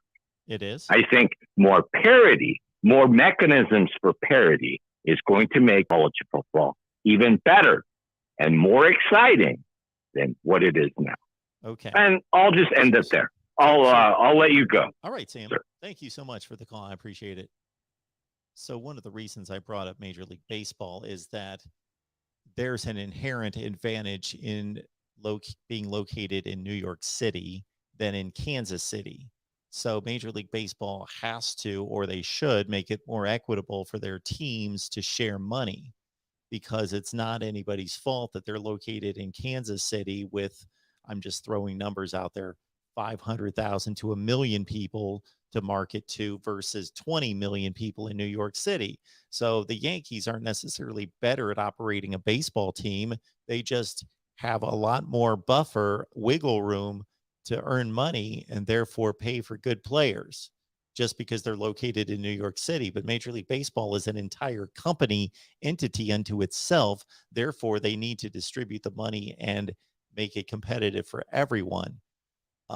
That's not such the case in college football. There has been nothing in play that has caused Ohio State, Alabama, and Clemson, and then to a lesser degree, Georgia and Oklahoma, to dominate the sport. They've just gone out there and done it better. That's not their fault. We shouldn't have to prop these other schools up. They need to become more determined, more laser focused. Those schools have achieved at the highest level in college football because they've got the buy-in from the very top to say, we're committed to football and building a great football program. And they've made the right hires. They've put their money into where their mouth is. They've done all the things to win. There is no great advantage to being in Clemson, South Carolina, to building a football power. They just got it done. Why doesn't South Carolina do it? They've been incompetent. That's why. They're not operating at a disadvantage. If you're in Kansas City in baseball, or Cleveland or Pittsburgh, you're operating at a huge disadvantage versus being in New York or LA. That's a different situation. So I don't think we should be propping up poor college football teams to make them competitive. That's not how it should be fixed. Welcome to the Voice of College Football. Who's on the line? Hey, Mark, it's McD Sports Court. How are you doing? Hey, McD, I'm good. How you doing? I'm doing all right. I do have a little bone to pick with you on something you said on one of the previous calls. Oh boy. Josh Jackson going to Maryland, that wasn't a god awful situation he was getting himself into, It sure was. at least on paper. I have to disagree. It proved The itself talent out. at Maryland's better than Virginia Tech. He had more to work with. You're He proving that failed. point. Josh Jackson failed. He failed, and his coaching staff failed him. How did he fail? Yes, he failed. The result was he did not perform, but he had already proven that he could be a capable college quarterback. So who am I pointing the finger at? I'm pointing the finger at Mike Loxley and that coaching staff, because they obviously didn't call the right plays. They didn't develop him as a good quarterback. He had already proven to be a good quarterback. I will point the finger at Sky Montgomery over Mike Loxley. Okay. There's a reason why he's gone. But anyways, Mark, I wanted to talk to you about a lot of all the week one spreads came out. I just want to get your opinion on a few of these. I couldn't believe that I saw. The first one that I couldn't believe was the Ohio State Minnesota spread. But before you I couldn't believe Ohio State was before you spit them out, McD, let me guess them because I haven't seen them. Ohio State and Minnesota. Okay. Ohio State's going to be a 17-point favorite. That's my guess. That's what I thought it would be, but you're actually off. They're actually only a 13.5-point favorite. 13.5. Okay. I'd still take Ohio State to win, but they're on the road. New quarterback. Okay. I think Ohio State beats Minnesota by at least 3 touchdowns. Probably. The next one I want to tell you about is actually not to bring them up again, but the North Carolina Virginia Tech game. Okay, that's at Virginia Tech. I wonder if it's a night game. 6 p.m. All right, I'm going to say that North Carolina is going to be a 4-point favorite. They're a little more of a favorite, 5.5. I think North Carolina, and this is just me personally, I would take North Carolina big in that game. I think they're going to win that game by 2-3 touchdowns. I don't know about that. I think it'll be a competitive. It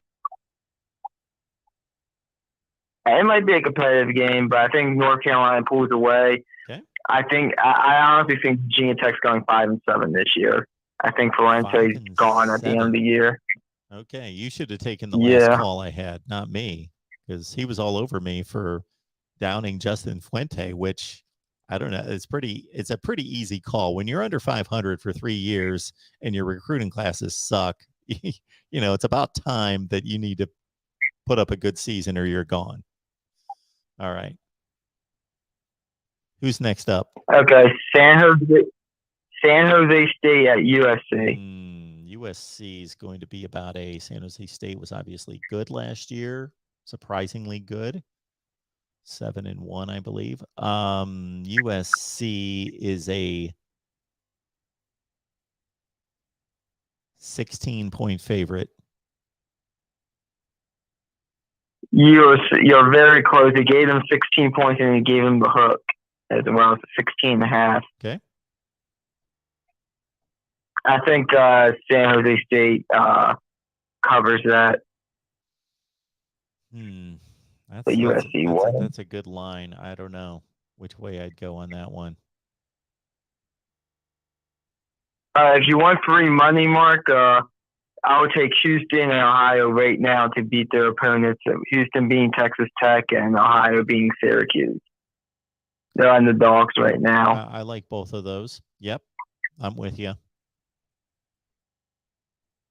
And then another line that I didn't really understand was the Louisville Ole Miss line.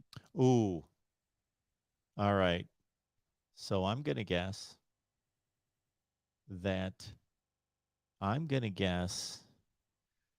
So the reason this comes to mind, I had to scramble for a second in my head as to why, when you mentioned that game, something came to mind. I was looking at either Louisville or Athlon's, Ole Miss's Athlon's preview in the Athlon's magazine, and they had Louisville beating Ole Miss. I don't see that happening. I think Ole Miss is probably a 6-point favorite. The 7.5-point favorite. I think Ole Miss is beating them by 4 or 5 touchdowns. Oh yeah, I think they're going to. I think that's going to be an absolute blowout on Labor Day. But yeah, Ole Miss is going to, and that's why I was surprised. I'm looking at Athlon's, and you know how you can tell if they pick, let's say, Wisconsin to go 9-3 and 7-2 in the Big Ten, so you know that they're picking them to lose one non-conference game. Well, you know it's going to be Notre Dame because they're not picking them to lose to their 3, group of 5 teams. So, it's one of those deals where I looked at Louisville and Ole Miss, and I'm like, they're picking Louisville to beat Ole Miss. Okay. I don't know what they're seeing there. If you want more free money, Nevada is a 3.5-point dog on the road against California. I think Nevada might go in there and beat Cal week 1. Yeah. Yeah, I could see that. Got one of the best quarterbacks in the country, Carson Strong. Yep. And then my Terps are a 3.5-point dog at home against West Virginia. Oh, here we go. Maryland at home against West Virginia, 3-point underdog. Right? 3.5. They gave the home. Take the Mountaineers to cover. Boo. I don't know about your Maryland team. I have to disagree with that one. Well, I'll say this about Maryland. I'm on the record saying we'll go 7-5. Yeah. I do think one of the wins will be against West Virginia. A lot of people, I've been reading some predictions lately from Maryland. I know you have Phil Steele on. I'll be honest with you, Mark, I haven't watched your YouTube channel in the past 2 weeks because I've been on vacation and been busy with other stuff. Just haven't gotten around to it. Okay. You're in good standing here. But I did catch the Phil Steele video, and I like what he said about Maryland calling them underrated. I don't know if you caught that or not, but he said the Terps are underrated, and when he was talking, I think, about Michigan.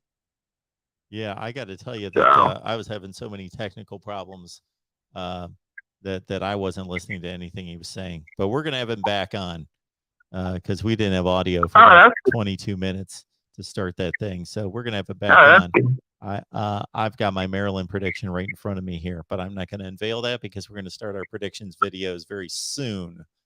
I was just curious to see where I had Maryland. Okay. You'll enjoy the Maryland prediction video.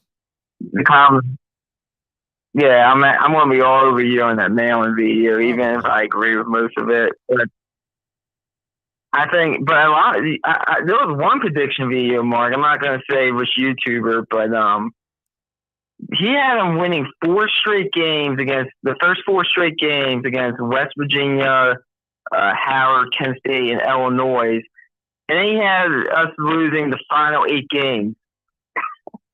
Oh wow! Getting off to a great start and then collapsing. Well, you did that a couple of years ago. I mean, in 2018 we started the year 5-3 and then collapsed and lost the final 4. Of that 63 spot you put on Syracuse and then lost like a zillion games in a row when you started 2-0 and you were ranked. You were in the top 25. Yeah, that actually makes sense. You were like number 8. We were ranked 21 against Temple, and the inexperienced, we'll say the inexperienced coaching showed. We'll say that. Our guy, I mean, I'm happy we got rid of Sky Montgomery. McD, I really think Sky Montgomery was the problem. Our guy Andrew here just commented. He was noticing that I was nailing these spreads within like a point. Like all of them. Yeah. Yeah. I mean, if you watch enough college football, you get a good sense on what to Absolutely. think. But I was surprised by a few of them.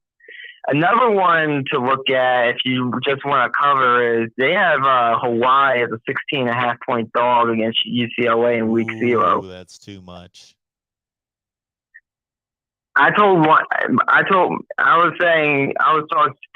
talking to some of my friends earlier, and I was saying, ooh, I might take Hawaii here. And one of my friends was like, why would you take Hawaii?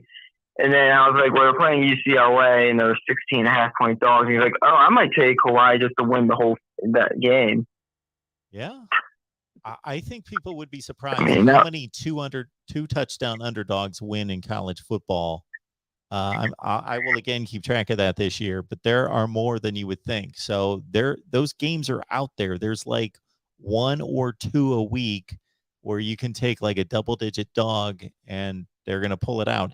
And Hawaii, as you know, the Mountain West, whether it's San Diego State, Hawaii, Fresno State, they've got a good track record against the Pac-12.